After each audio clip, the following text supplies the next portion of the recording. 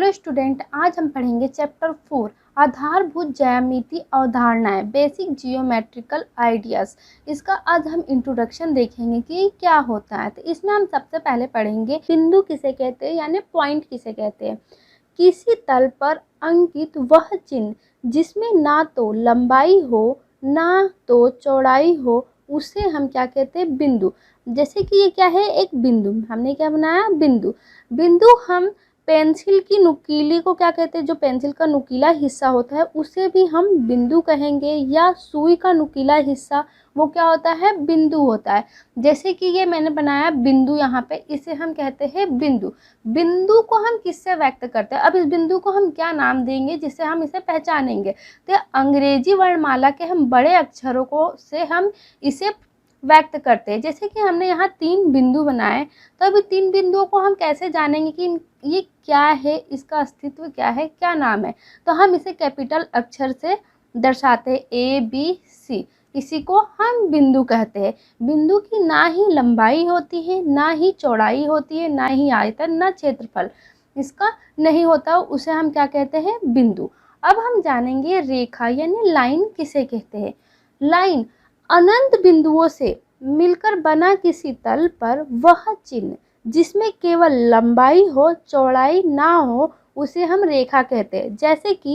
जैसे हम एग्जांपल लेते हैं, ये क्या है, लाइन है। ये एक सीधी लाइन है, लेकिन ये क्या होती है, छोटी छोटी अनंत बिंदुओं से मिलकर बनी हुई होती है।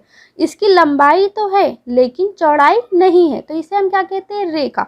और रेखा में एक बात ये भी होती है कि ये जितना भी चाहो हम इसे ये बढ़ा सकते हैं, ये बढ़ती ही जाती है, रुकती नहीं है। ये दोनों तरफ से बढ़ती ही जाएगी, ये रुकेगी नहीं। इसे हम क्या कहते हैं, रेखा।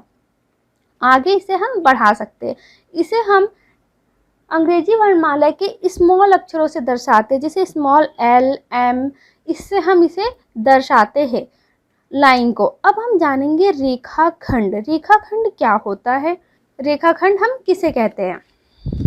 एक निश्चित बिंदु से शुरू होकर निश्चित बिंदु पर समाप्त होती है, उसे हम क्या कहते हैं, रेखाखंड। जैसे कि एक ये बिंदु है और एक बिंदु ये है, ये बिंदु A है और ये बिंदु B है। ये बिंदु A से चलना प्रारंभ करेगी और बिंदु B पर क्या होगी, खत्म हो जाएगी। बोला ना, एक निश्चित बिंदु से शुरू होकर निश्चित बिंदु पर समाप्त हो जाती है।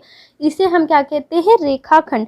ये आगे बढ़ेगी नहीं, जितना है उतना ही होगा। अगर ये बोलेगा 4 सेंटीमीटर रेखा बनाने के लिए, तो हम 4 सेंटीमीटर ही रेखा बनाएंगे, उससे ज़्यादा हम इसे नहीं बना सकते हैं। तो इसे हम क्या कहते हैं, रेखाखंड। जैसे कि ट्यूबलाइट, ट्यूबलाइट को भी क्या है, एक रेखाखंड की तरह ही है। उसकी एक निश्चित बिंदु होते हैं, 2 किनारे होते हैं, उसके 2 निश्चित बिंदु होते हैं, वो उतने ही बड़ा बनता है। या बॉक्स का किनारा हिस्सा, वो भी क्या है, एक रेखाखंड है। अब हम जानेंगे प्रतिच्छेदी रेखा। प्रतिच्छेदी रेखा किसे कहते हैं, जब 2 रेखाएं एक दूसरे को किसी बिंदु पर काटती हो तो उस बिंदु को प्रतिच्छेदी रेखा कहते हैं। जब भी कोई 2 रेखाएं एक दूसरों को काटती हो, जैसे कि यहाँ पे ये एक रेखा ये है, एक रेखा ये है, ये क्या कर रही है, एक दूसरे को काट रही है किसी एक बिंदु पर। ये बिंदु है, जिस बिंदु पर काटती है उसी को हम क्या कहते हैं, प्रतिच्छेदी रेखा। इसे हम नाम दे देते हैं P। तो ये क्या है, प्रतिच्छेदी रेखा। तो प्रतिच्छेदी रेखा के बारे में आपको पता चल गया होगा। प्रतिच्छेदी रेखा ये भी होती है जो दिखती तो समांतर रेखाओं की तरह है, पर वो एक दूसरे को कहीं ना कहीं काटती है। जैसे कि ये एक रेखा है और एक रेखा ऐसे थोड़ी तिरछी जा रही है, तो ये कहीं ना कहीं जाके एक दूसरे को क्या करेगी, ऐसे करके काटेगी। तो ये जो काटती है ये क्या होती है, प्रतिच्छेदी रेखा। प्रतिच्छेदी रेखा के बारे में अब आपको पता चल गया होगा। जैसे कि अंग्रेजी वर्णमाला का X अक्षर, ये क्या है, प्रतिच्छेदी रेखा जो एक दूसरे को काटती है। अब हम जानेंगे समांतर रेखाएं, पैरेलल लाइन किसे कहते हैं। ऐसी रेखाएं जो प्रतिच्छेदी नहीं करती, जो ऐसी रेखा है जो एक दूसरे को क्या करती है, प्रतिच्छेद नहीं करती है और एक दूसरे से समान दूरी पर चलती है, उसे हम क्या कहते हैं, समांतर रेखाएं। जैसे कि हम एक एग्जाम्पल ले लेते हैं, ये 2 समांतर रेखाएं हैं, एकदम बराबर दूरी पर और समान। इनके बीच की ये दूरी क्या होती है, बिल्कुल समान होती है। इसे हम क्या कहते हैं, समांतर रेखा। और ये एक दूसरे को हम चाहो कितना भी बढ़ा लें, एक दूसरे को काटेगी कभी नहीं, क्योंकि इनके बीच की दूरी क्या होती है, बिल्कुल समान होती है।